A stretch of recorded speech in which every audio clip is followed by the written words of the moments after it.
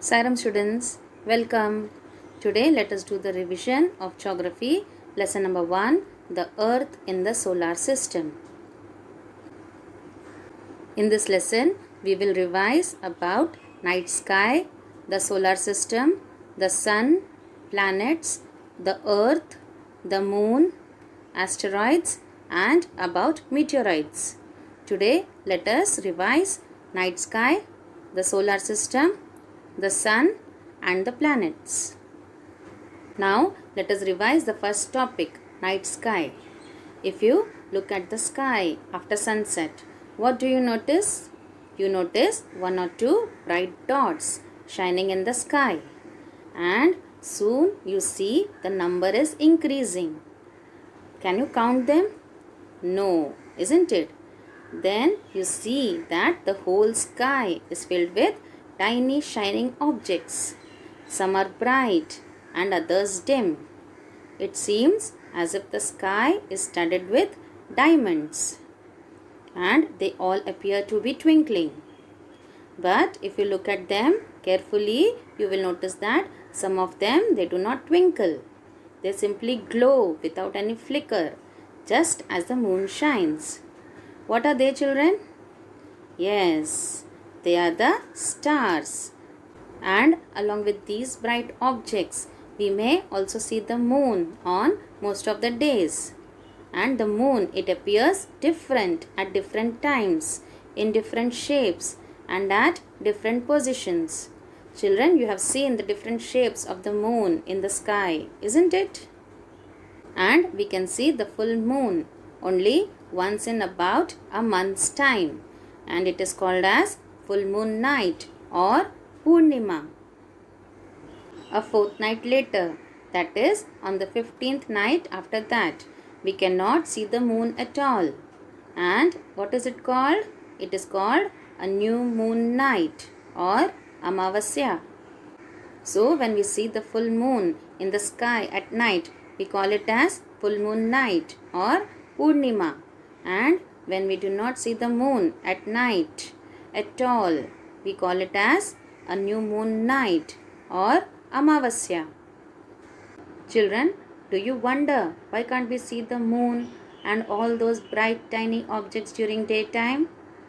Yes, due to the sun that is shining brightly in the sky. So, the sun is the brightest object in the sky, and its very bright light does not allow us to see all bright objects of the night sky. Children, what are celestial bodies? The sun, the moon and all those objects shining in the night sky are called celestial bodies.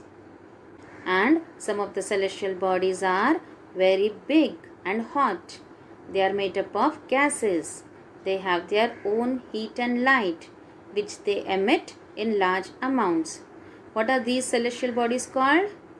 Yes, these celestial bodies are called stars. And children, you know that the sun is a star. And we can see countless twinkling stars in the night sky, and they are similar to the sun. But we do not feel their heat or light, and they look so tiny. Why? Because they are very, very far from us. Children, while watching the night sky, we may notice various patterns that are formed by different groups of stars. What are these patterns called? These are called constellations, and Ursa Major or Big Bear is one such constellation. Children, if you look at Ursa Major constellation, which constellation can you find in it? Yes, Saptarishi. So, the most easily recognizable constellation is the Saptarishi. Sapta means 7 and Rishi means sages. So, what is Saptarishi? It is a group of 7 stars that forms a part of Ursa Major constellation. Children, how did the people in ancient times determine directions during night? Yes, in ancient times, people used to determine directions during the night with the help of stars. And the North Star It indicates the north direction. And what is it also called? It is also called as the pole star. And it always remains in the same position in the sky. And how can we locate the position of the pole star? We can locate the position of the pole star with the help of the Saptarishi. Now, if you look at this picture, you will notice that if an imaginary line is drawn joining the pointer stars, how many pointer stars are there? 2. So, if an imaginary line is drawn joining the pointer stars and extended further, it will point to the pole star. And in this way, we can locate the pole star in the sky. And some celestial bodies, they do not have their own heat and light. They are lit by the light of the stars. What are such bodies called? Such bodies are called planets. From where has this word planet derived from? The word planet, it comes from the Greek word planetai, which means wanderers. Children, on which planet do we live? Yes, we live on the planet Earth. So, the Earth on which we live is a planet, and it gets all its heat and light from the sun, which is our nearest star. And we also can see the moon. So, the moon that we see in the sky is a satellite, and it is a companion of our Earth and moves around it. Children, here you can see in the picture given, you can see the moon is the companion of the Earth. And there are also 8 planets that get heat and light from the sun. And some of these planets, they have their moons too. Now, let us revise about the solar system. What do you mean by solar system? The sun, 8 planets, satellites, and some other celestial bodies known as asteroids and meteoroids. They form the solar system, and we often call it a solar family with the sun as its head. Children, do you know Sol in Roman mythology is the sun god, and solar means related to the sun. Therefore, the family of the sun is called the solar system. Now, let us revise about the sun. The sun is in the center of the solar system. Where is it? The sun is in the center of the solar system, and it is huge and made up of extremely hot gases. What is it made up of? It is made up of extremely hot gases, and it provides the pulling force that binds the solar system. Children, here you can see in the picture how the sun is providing the pulling force and binding the solar system, and it is the ultimate source of heat and light for the solar system. But the tremendous heat is not felt so much by us. Why? Because despite being our nearest star, it is far away from us. How far is it from us? It is about 150 million kilometers away from the earth. So, its tremendous heat is not felt so much by us. Children, now let us revise about planets. How many planets are there in our solar system? There are 8 planets in our solar system. And what is the distance from the sun? In order of the distance from the sun, they are Mercury, Venus, Earth, Mars, Jupiter, Saturn, Uranus, and Neptune. Children, what is an easy way to memorize the names of these planets in order of their distance from the sun?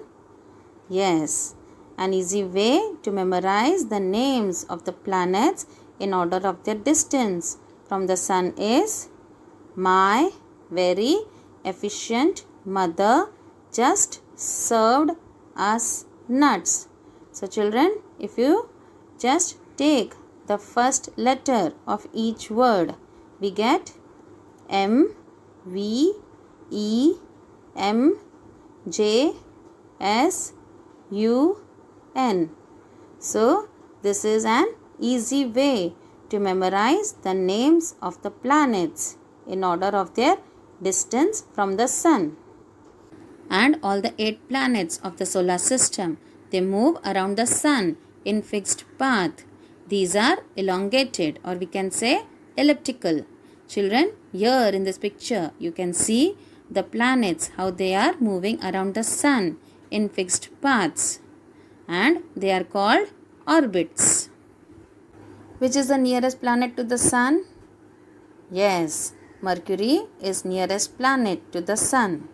And how many days does it take to complete one round along its orbit? It takes only around 88 days to complete one round along its orbit. And which planet is considered as Earth's twin? Yes, Venus is considered as Earth's twin. Why is it so? Because its size and shape are very much similar to that of the Earth. Children, here you can see in this picture Venus and Earth, and they are very much similar to each other, isn't it? Now let us see an interesting fact. Jupiter, Saturn and Uranus, they have rings around them, and these are belts of small debris. Which planets have rings around them? Jupiter, Saturn and Uranus. And these rings may be seen from the Earth with the help of powerful telescopes. How can you see these rings from the Earth? We can see these rings from the Earth with the help of powerful telescopes. And till recently, that is till August 2006, Pluto was also considered a planet. However, in a meeting of the International Astronomical Union, a decision was taken that Pluto, like other celestial objects such as Ceres 2003 UB313 that were discovered in recent past, they may be called dwarf planets. So now Pluto is considered as a dwarf planet. Children, do you know humans have always been fascinated gazing at the night sky, and those who study the celestial bodies and their movements, what are they called? They are called astronomers. And Aryabhatta was a famous astronomer of ancient India. Who was a famous astronomer of ancient India? Aryabhatta. He was a famous astronomer of ancient India. And today, astronomers all over the world, they are busy exploring the universe. So, who are busy exploring the universe? All the astronomers over the world, they are busy exploring the universe. Children, this is the picture of the solar system. Here you can see the inner planets and the outer planets. Mercury, Venus, Earth, Mars, they are the inner planets, and they are very close to the sun, and they are made up of rocks. And Jupiter, Saturn, Uranus and Neptune, they are outer planets. That is, they are very very far from the sun and are huge planets made up of gases and liquids. Here you can also see the number of days or the years, the months that the planets take to move around the sun, that is to complete one orbit around the sun and one spin on axis. And we can also see the number of moons the planets have. So children, go through this table thoroughly. Children, we have done the revision of the first part of this lesson. We shall continue with the revision of this lesson in our next class. I hope that you have understood the topics that we have revised today. So, go through the topics and read the lesson thoroughly. Till we meet again, goodbye and keep learning.